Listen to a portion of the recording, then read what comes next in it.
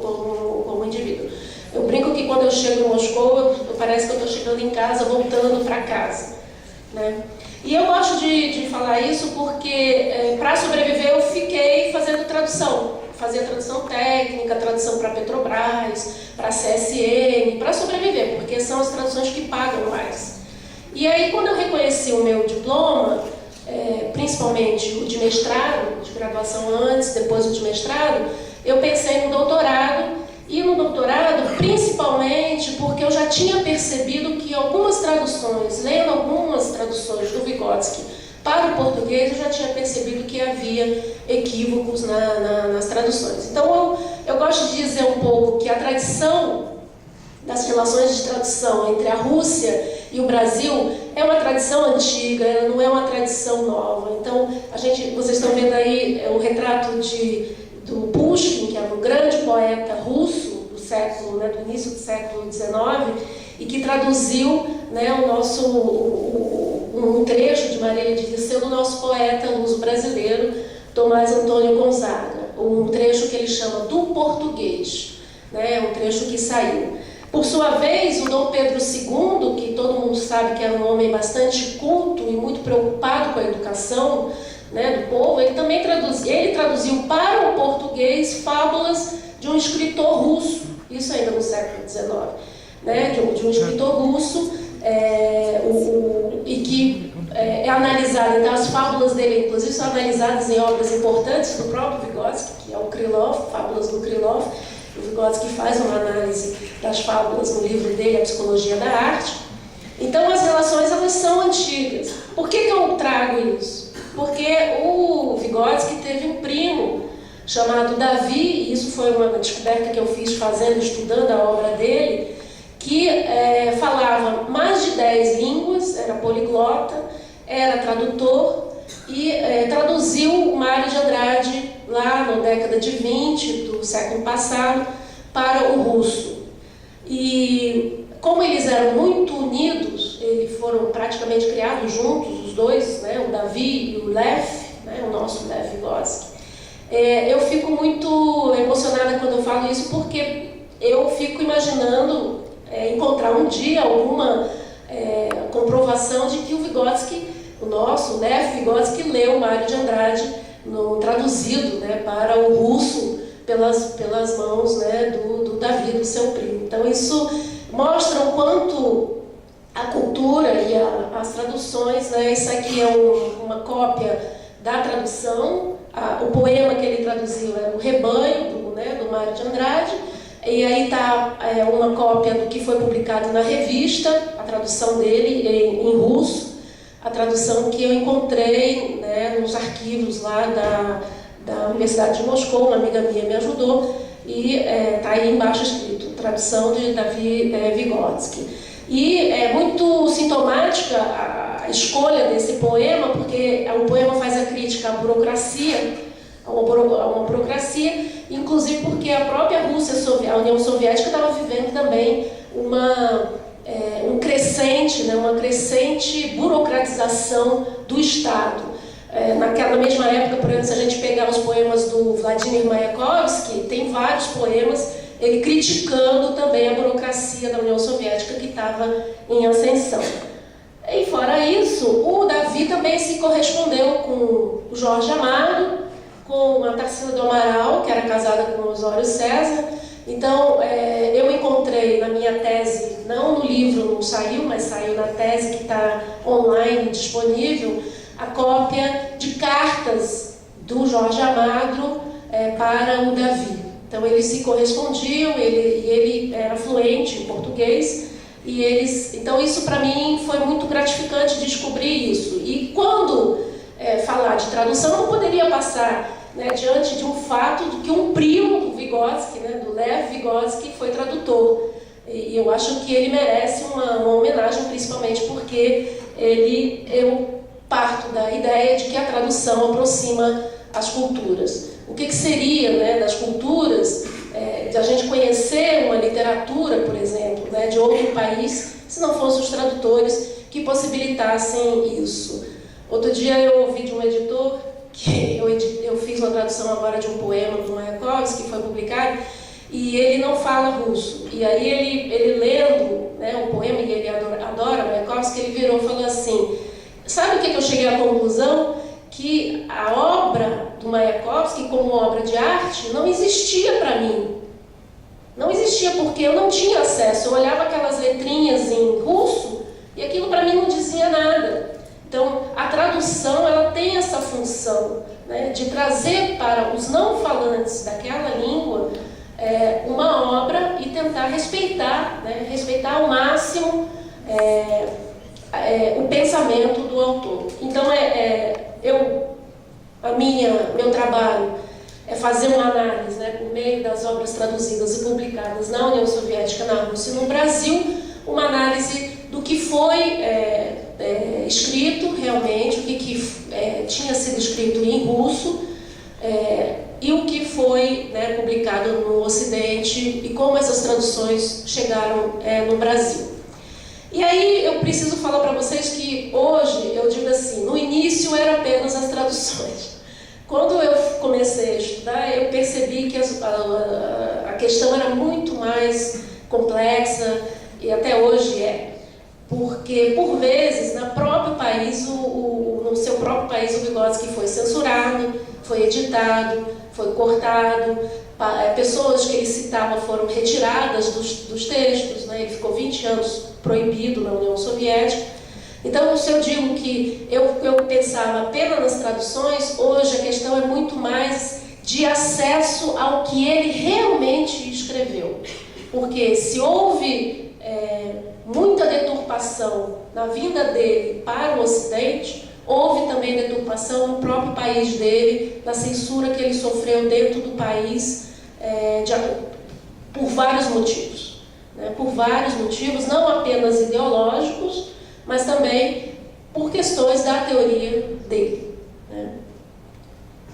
Então, para desenvolver o trabalho, eu busquei algumas fundamentações filosóficas, né, e pensando nessa questão da tradução, principalmente. Eu me surpreendi como no Brasil a gente ainda não tem uma teoria, uma sistematização do que realmente é uma tradução.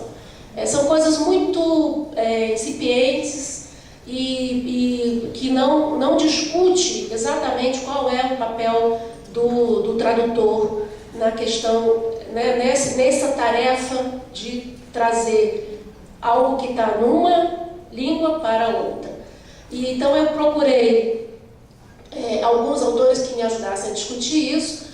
Eu descobri assim que muitos autores discutem a tradução a partir da sua própria experiência. Não é... Então, olha, para traduzir você tem que tomar cuidado com isso, com isso, com isso. Se você traduzir, olha, essa palavra é melhor. Então, era muito mais um compartilhamento de experiência do que uma sistematização teórica. Então, eu tentei formular uma questão ética do tradutor. Então, que o tradutor ele tem que ser, né, ele tem que assumir esse papel, esse suporte da alteridade do autor para que as ideias do original surjam com toda a força e beleza na tradução.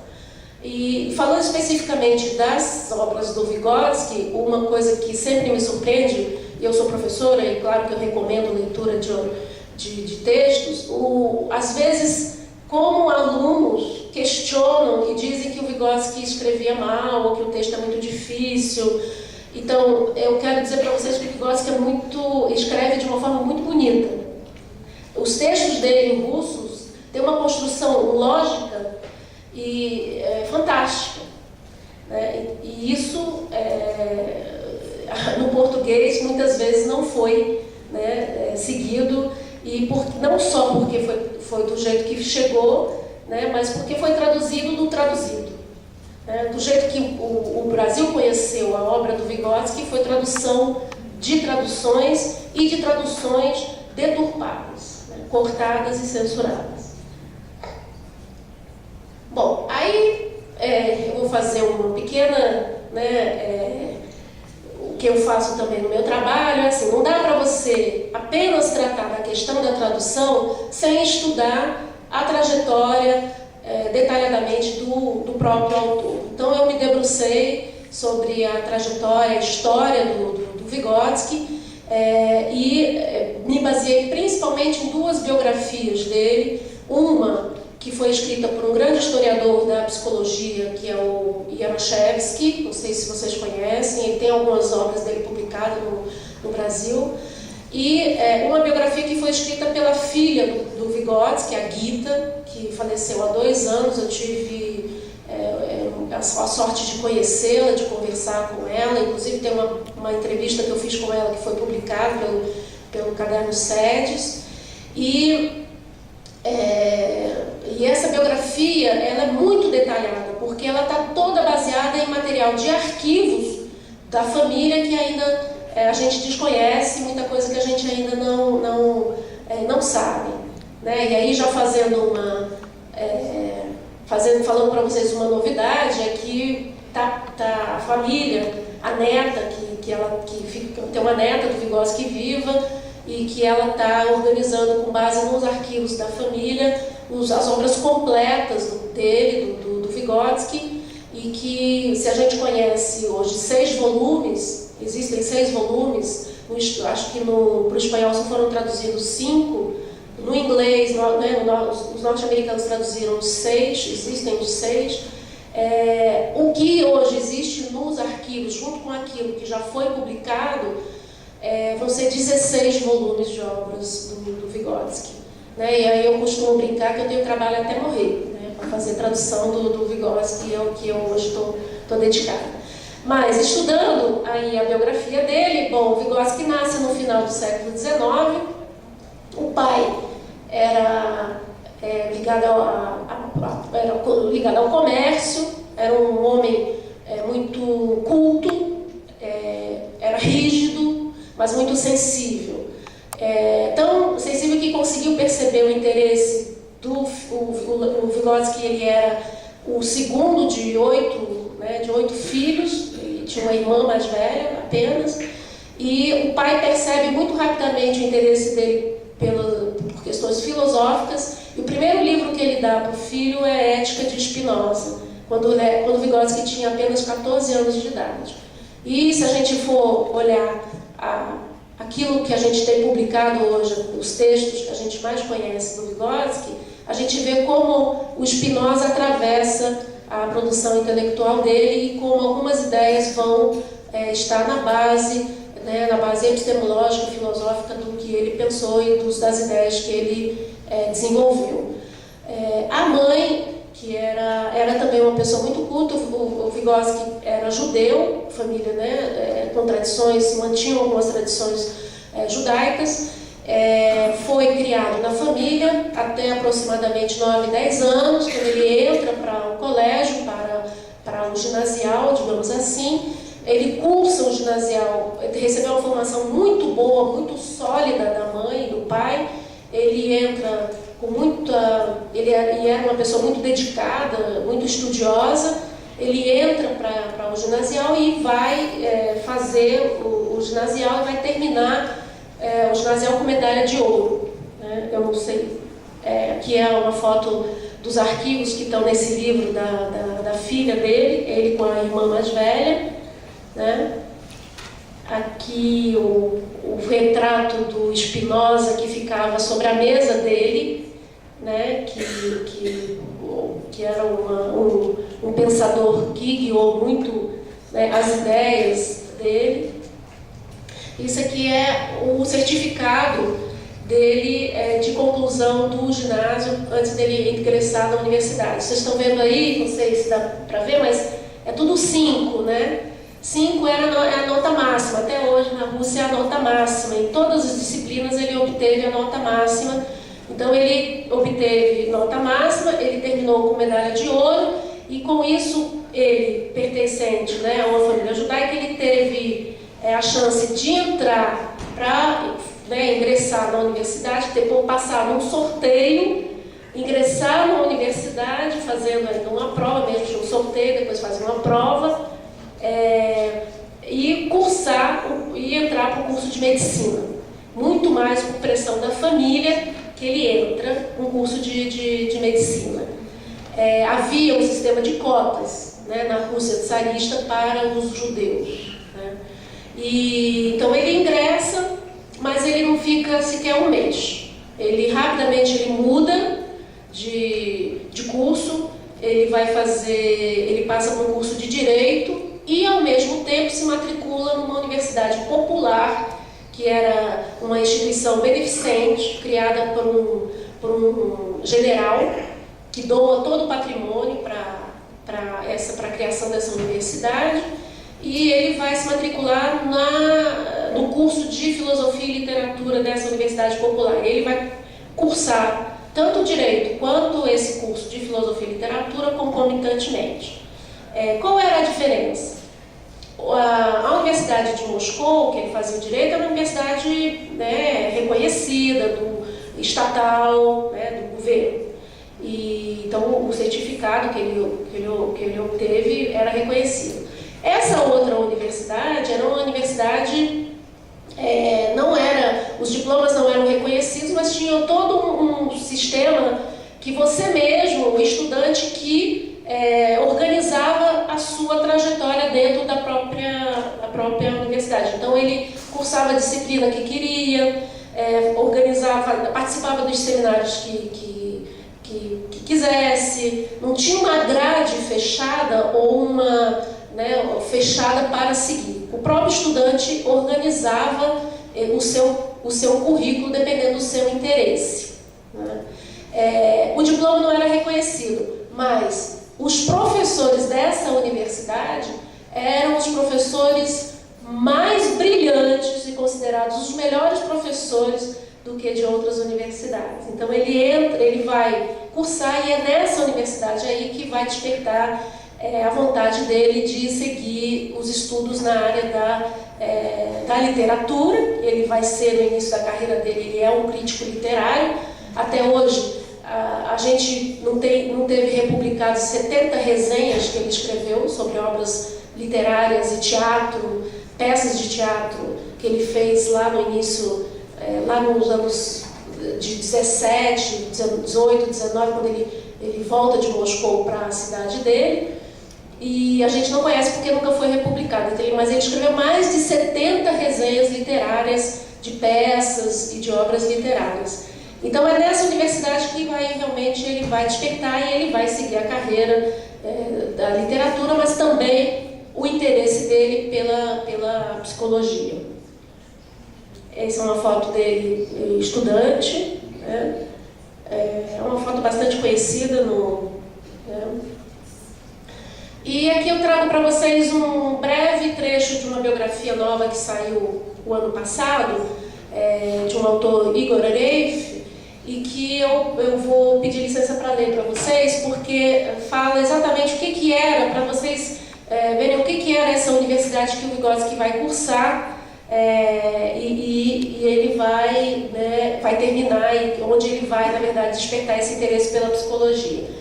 Será que o general Afonso Chanyavsky, que a universidade se chamava em nome do Chanyavsky, militante da educação russa, viu em seus sonhos agônicos esse jovem magro, de rosto fino para quem criou sua obra, quando em 7 de novembro de 1905, na última manhã de sua vida, assinou seu testamento histórico transferido para a universidade todo o seu patrimônio?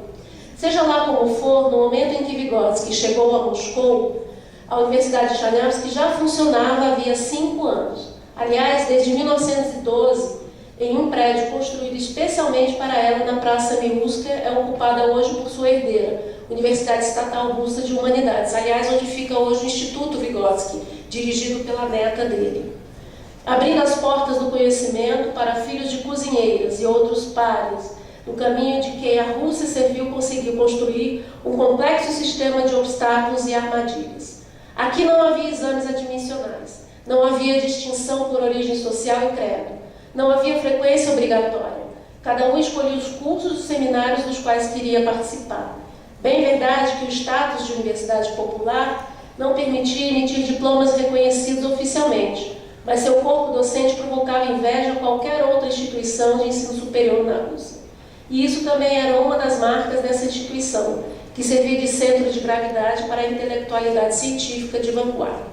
Então, Vygotsky vai ser aluno de pessoas que hoje estão sendo resgatadas, né? Existe o Speer, ele foi aluno de Blonsky, que ele cita muito nos trabalhos, de Archimwald, a quem ele entrega a primeira versão de Psicologia da Arte e pede para publicar. Então, eram inúmeros intelectuais que eram professores nessa instituição e que foram professores dele.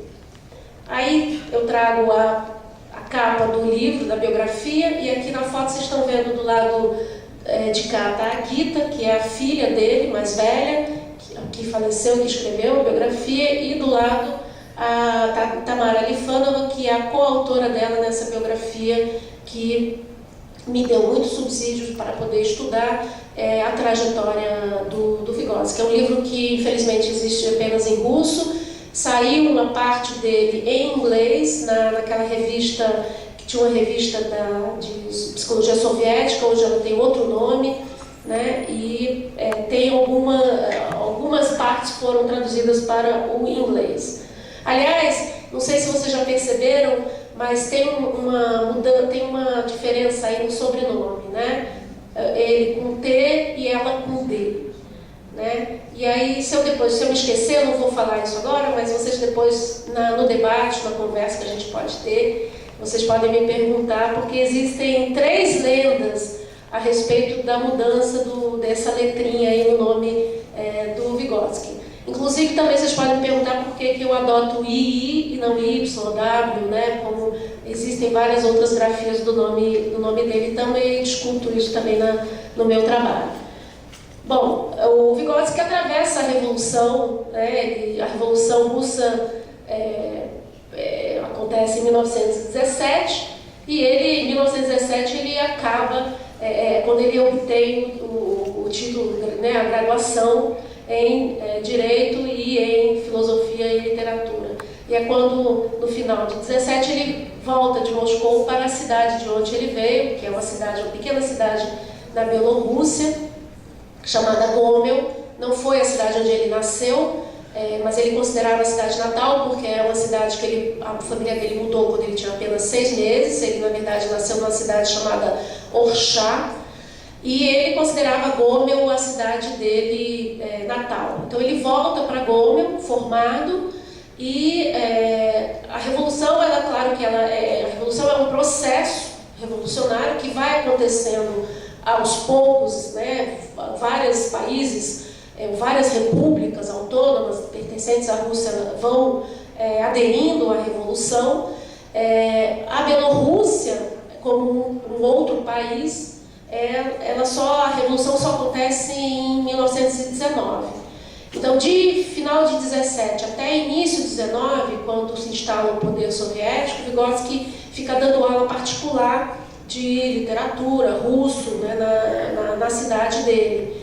Mas assim que o poder soviético se instala, ele adere à Revolução e ele vai ocupar diferentes cargos, tanto no nível na área de cultura, e também vai dar aula em curso de formação de professor, em escola básica. Ele vai se dedicar e inclusive, a gente fica impressionado com o acúmulo de trabalhos que ele tem e de cargos também que ele tem e que ele vai desenvolver. Então, é lá também que ele vai novamente encontrar o Davi.